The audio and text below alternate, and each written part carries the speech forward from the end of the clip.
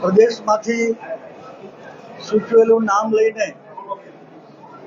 હું આવ્યો સંકલન સમિતિની મીટિંગ. મેં નામ જાહેર કર્યું. બધા હાજર રહેલા મિત્રોએ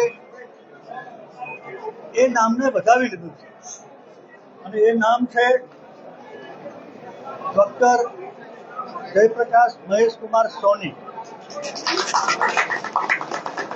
MBA PhD થયા છે.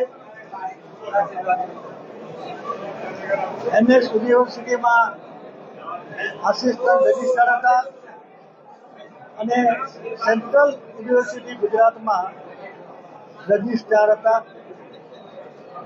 સંઘમાં વડોદરા મહાનગરના કાર્યવાહ પણ હતા.